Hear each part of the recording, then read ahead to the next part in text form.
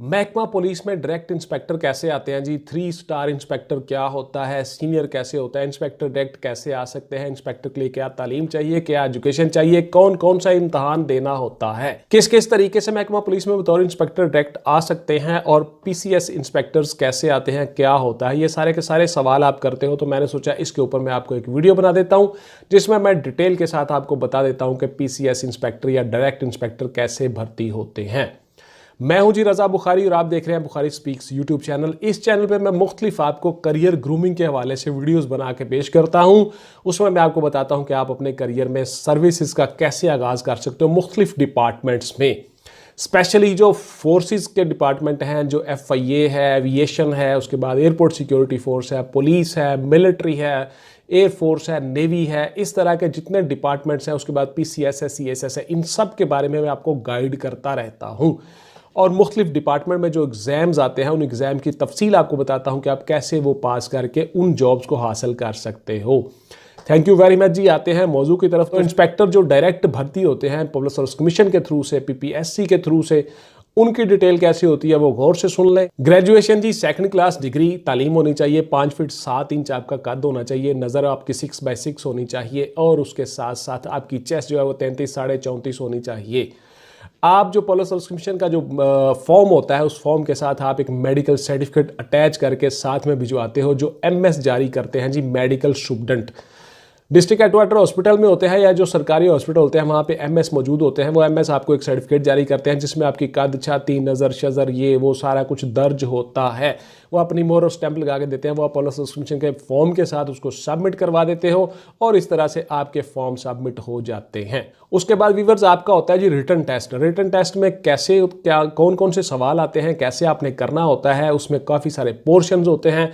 वो मैं फिर से थोड़ा शॉर्ट आपको बता देता हूँ। डिटेल से मेरी वीडियोस पड़ी हुई हैं पुलिस सर्विस कमीशन पे, CSS पे, PCS पे, PMS के, वो अलग से आप देख लीजिएगा गौर से। वहाँ पे हर चीज़ डिटेल से मैंने बताई हुई है।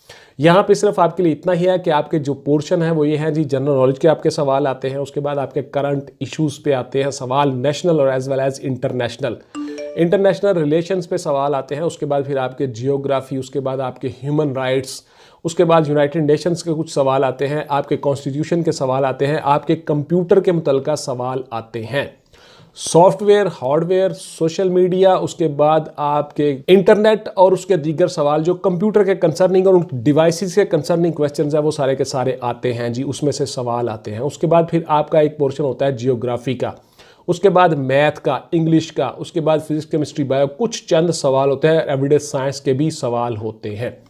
अगर फर्ज किया MCQ का पेपर आता है, MCQs का, तो उसमें सारे के सारे इन्हीं सब्जेक्ट में से कुछ सवाल सेलेक्ट करके 100 नंबर का एक पेपर होगा। अगर फर्ज किया डिस्क्रिप्टिव टेस्ट आपका होता है, मुख्तलिफ रिटन टेस्ट होते हैं आपके, तो उसमें से जितने भी पेपर होंगे वो सारे के सारे इन्हीं लेवल पे होंगे और इन्हीं चीजों में से आएंगे। आपका व्यूअर्स जो टेस्ट है वो बोथ भी हो सकता है, यानी डिस्क्रिप्टिव टेस्ट भी हो सकता है और उसमें MCQs भी हो सकते हैं। यानी आप लिखना भी आपको कुछ सवालों का पड़ेगा और कुछ सवालों का जवाब जो है वो मल्टीपल चॉइस क्वेश्चंस भी हो सकते हैं।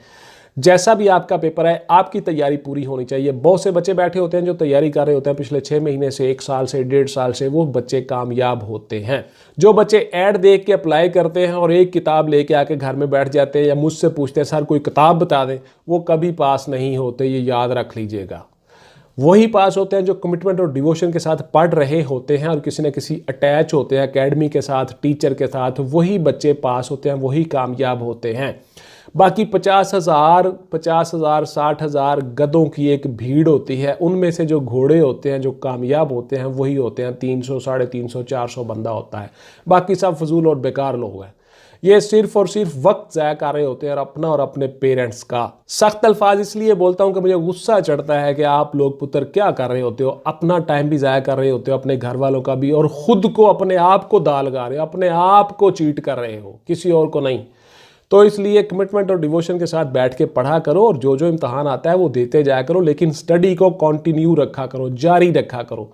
उसके साथ साथ किसी अच्छी एकेडमी में किसी अच्छे टीचर को आप कंसल्ट कर लिया करो, पकड़ लो उसको, उससे पूछो चीज़ें, उसको थोड़ी सी एक मामूली सी फ़ी दे के आप उससे बहुत सी चीज़ें पूछ सकते हो, ले सकते हो, गाइडलाइन ले सकते हो, रहनुमाई ले सकते हो। ज़रूरी नहीं है मेरे पास आओ, किसी भी अच्छे टीचर को पकड़ लो, किसी अच्छी एकेडमी को पकड़ लो। उसके बाद जी आपका हो गया रिटन टेस्ट। रिटन टेस्ट में आप पास हो गए तो उसके बाद फिर आपका होता है साइकोलॉजिकल असेसमेंट टेस्ट और साइकोलॉजिकल वाइवा।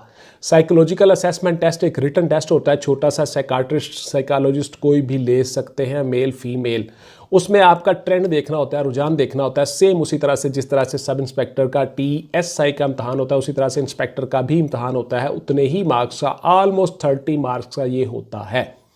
उसमें फिर उसके बाद थोड़ा सा छोटा सा एक इंटरव्यू होता है, सेम डे ही आपका वाइवा हो सकता है या उससे अगले दिन आपका वाइवा हो सकता है, जिसमें पूरा बोर्ड बैठा होता है, 5 बंदे होते हैं। उसमें चेयरमैन बोर्ड एक उस बोर्ड का चेयरमैन होता है और उस चेयरमैन के अंडर 4 बंदे काम कर रहे होते हैं, जिसमें एक इस्लामिक स्कॉलर भी होता है, साइकाट्रिस्ट भी होता है, मुख्तलिफ अपनी अपनी फील्ड के माहिरीन होते हैं। एक पुलिस अफसर भी हो सकता है, कोई IG रिटायर्ड वगैरह, या हाजिर सर्विस IG या DIG साहब भी कोई हो सकते हैं, सीनियर ऑफिसर्स होते हैं। ये आपसे कुछ महकमे के मुतालिक सवाल करते हैं। उसके बाद व्यूअर्स आपको ऑफर लेटर जारी हो जाता है। ऑफर लेटर पुलिस कमीशन भिजवा देता है महकमे को, महकमा आपको ऑफर लेटर जारी करता है कि जी आप इसमें इम्तहान में कामयाब हो चुके हैं, इन टर्म एंड कंडीशंस पे आपको अपॉइंटमेंट दी जाती है। आप उसको एक्सेप्ट करके सिग्नेचर करके देते हो, हेडक्वार्टर में जाते हो, वहाँ पे आपकी यूनिफॉर्म वगैरह हर चीज़ आपको दी जाती है, आपको बताया जाता है सारा का सारा क्राइटेरिया। उसके बाद अगर कोई सेंटर खाली हो तो वहाँ पे आपको ट्रेनिंग के लिए भिजवा दिए जाते हैं, अदरवाइज फिर आपसे ड्यूटियाँ ली जाती हैं जब तक कि ट्रेनिंग पे आप नहीं जाते हो। उसके बाद 1 साल का व्यूअर्स आपका ट्रेनिंग का पीरियड होता है, जिसको प्रोबेशनर कोर्स कहा जाता है। प्रोबेशन पीरियड के दौरान ही ये प्रोबेशनर कोर्स होता है, 3.5-4 साल तक आप यूटी इंस्पेक्टर रहते हो।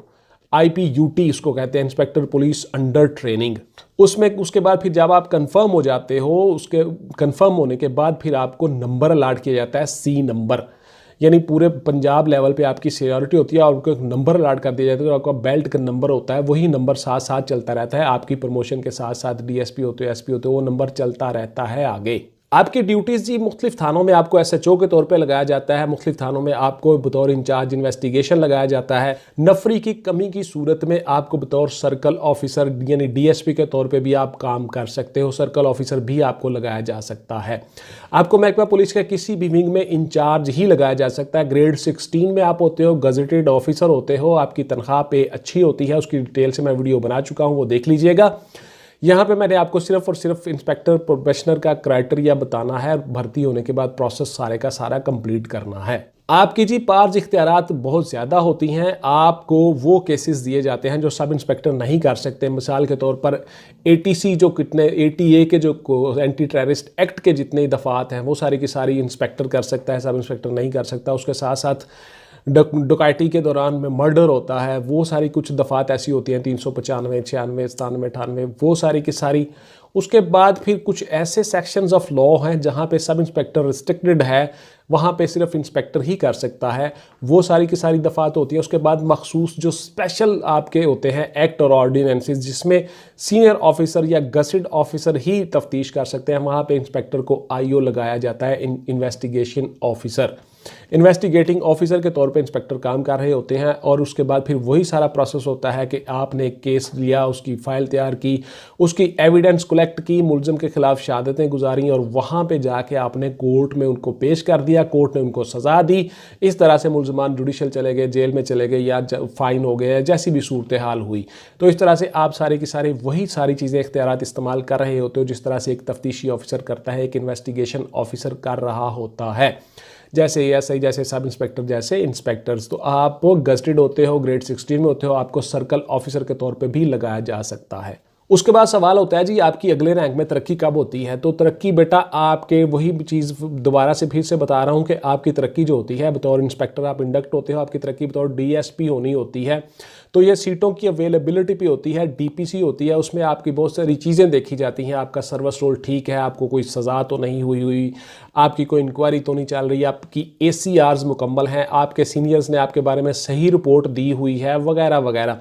उसके बाद फिर सीटें भी अवेलेबल हैं और उसके बाद फिर आपकी अपनी प्रमोशन क्राइटेरिया के अंदर आपकी अपनी सिचुएशन जगह है, आप प्रमोशन क्राइटेरिया में आ रहे हो। फिर DPC होती है, DPC में आपके इंटरव्यूज़ होते हैं, आप रिकमेंड होते हो और सीटों के अगेंस्ट उसी हिसाब से आपकी सीनियरिटी जो ट्रेनिंग में भी आपकी फिक्स हुई होती है उसी हिसाब से आपकी सीनियरिटी के हिसाब से आपको प्रमोट किया जाता है।